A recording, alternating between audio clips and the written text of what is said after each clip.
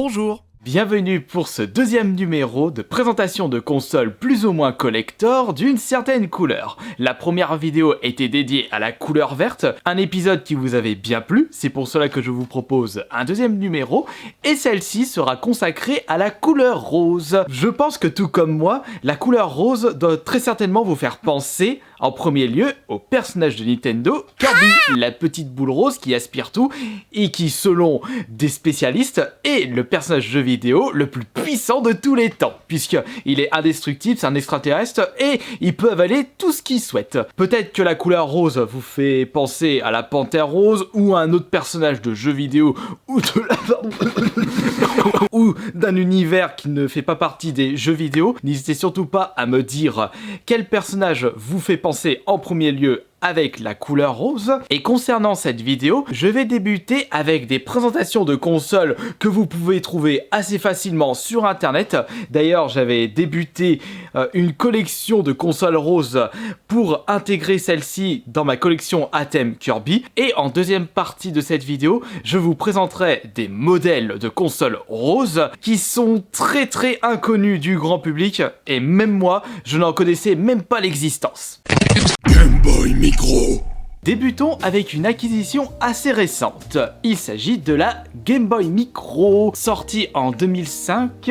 Il s'agit du dernier modèle de la Game Boy Advance, à ne pas confondre avec celle-ci, puisque cette console n'est pas rétrocompatible avec les jeux Game Boy et Game Boy Color. Elle est vraiment toute petite et plusieurs coloris sont sortis pour cette console, avec la bleue, la grise et la rose, le modèle qui nous intéresse pour cette vidéo. Il faut compter à peu près 150 € pour la récupérer en boîte et notice, et une boîte en bon état. Après, si vous avez envie de la dénicher en loose, c'est-à-dire sans boîte ni notice et avec le petit chargeur, il faut compter une petite cinquantaine d'euros. Par conséquent, si vous désirez débuter une collection avec uniquement des consoles de couleur rose, celle-ci est parfaite pour les débuts. D'ailleurs, c'est une console que j'ai pu acquérir grâce à toutes vos actions sur mon compte Utip.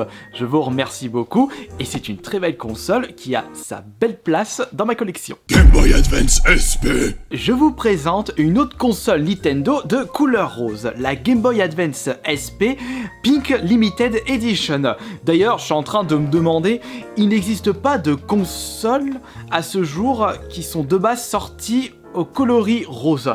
Ah si, peut-être des consoles éducatives de chez V-Smile, à vérifier, mais pour les consoles standard, enfin oui, de compagnies de jeux vidéo très populaires, des consoles de Nintendo, de Sega, de Sony, il n'en existe pas une qui était sortie de base en coloris rose. Et concernant la Game Boy Advance SP, elle est sortie dans ce coloris-là en 2004. Une belle petite pièce qui d'ailleurs n'est pas si compliquée à récupérer en boîte. Tout comme la Game Boy Micro, il faut mettre un petit peu de budget. Allez, pour celle-ci, je pense qu'aux alentours de 100 €, vous pouvez en récupérer une dans cet état-là et complète. Encore une fois, contrairement à d'autres modèles de consoles roses, ça reste un prix ultra abordable. Après, il faut en voir l'intérêt. Mais comme je vous le disais précédemment, il faut absolument posséder une Game Boy Advance SP dans sa collection, puisqu'il s'agit tout simplement de la meilleure console portable de tous les temps. Et il existe également un autre modèle de la GBA SP rose avec un autre packaging qui représente cette Game Boy Advance mais avec un écran beaucoup plus puissant et de meilleure qualité.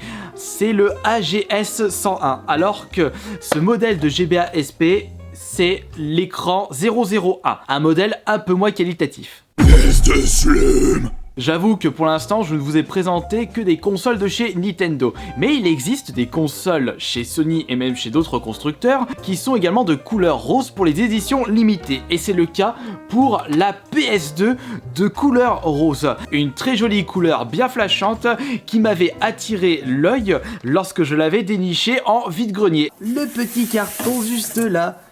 La PS2 Slim rose.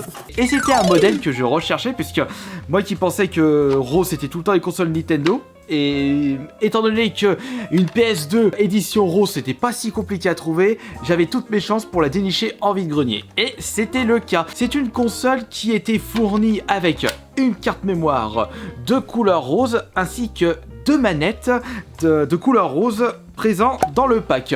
Un pack qui était tout de même assez joli et très cool à posséder dans sa collection. Elle a été produite à des centaines de milliers d'exemplaires. L'édition japonaise possède un packaging différent par rapport à la version européenne. Moi qui pensais que ce coloris de PS2 Slim était sorti uniquement en Europe, eh ben je me suis trompé. Heureusement que j'avais fait un petit peu de recherche.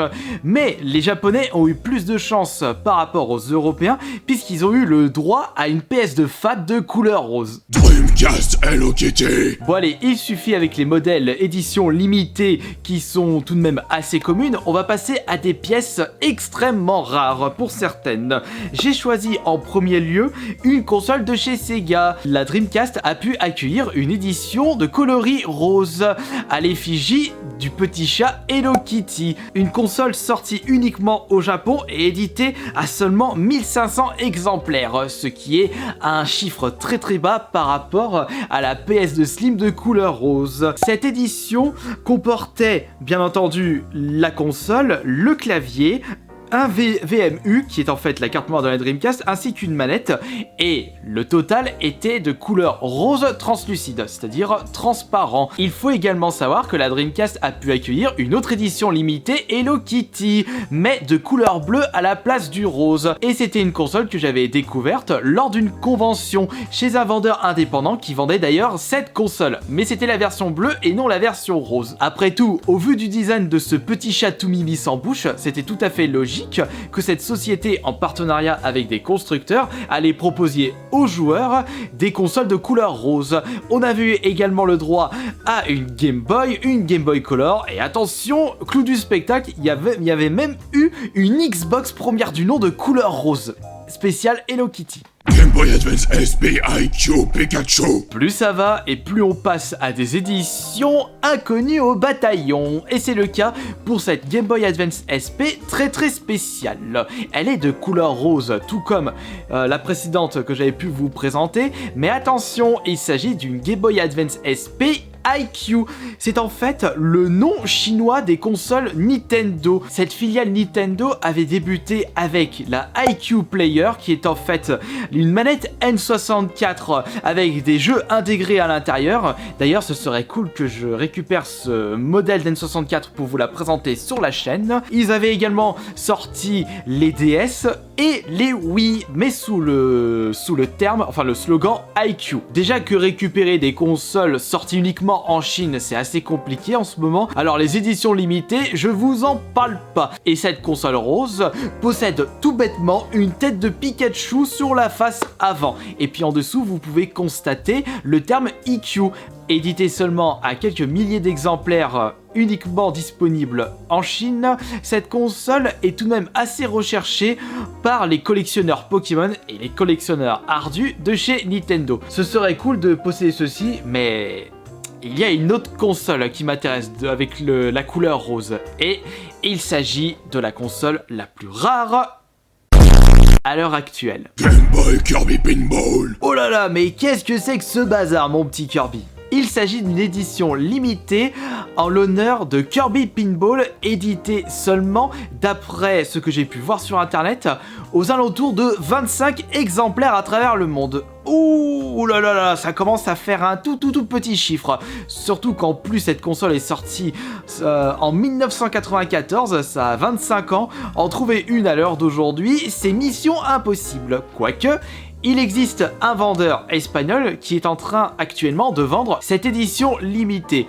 Après, la console en elle-même, il n'y a pas vraiment grand chose à se mettre sous la dent. Certes, il y a la couleur rose pour l'intégralité, enfin pour la coque de la Game Boy, et on a même un petit Kirby rétro en mouvement avec ses petits effets de mouvement, et ça va, il est tout choupi sur la face avant de la Game Boy. Mais est-ce que vous serez prêts à récupérer ce modèle ultra collector de Game Boy pour la modique somme de 16 000 €? Bah c'est vrai qu'après tout, pour une console qui a 25 ans, sortie à 25 exemplaires, et en plus ce vendeur la vend complet, c'est-à-dire avec la boîte, les notices de l'époque, bon, la boîte n'a pas quelque chose d'assez original par rapport au design de la console, il y a juste précisé Limited Edition sur le carton, mais après tout, c'est vrai que elle en jette cette console. Et posséder ça dans sa propre collection, on ne peut qu'être hyper fier. J'espère que ce nouvel épisode de présentation de console avec un certain coloris vous aura plu. Si vous désirez une couleur spécifique pour le prochain épisode, faut surtout pas hésiter à me le signaler dans l'espace des commentaires.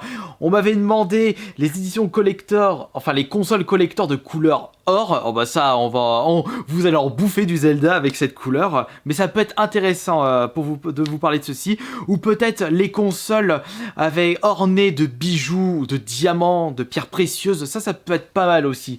Là aussi, il va falloir que je fasse des recherches, ou peut-être les éditions de couleur bleue. Wow, donnez-moi toutes vos suggestions dans l'espace des commentaires et je ferai un tri avec très très grand plaisir. Ciao!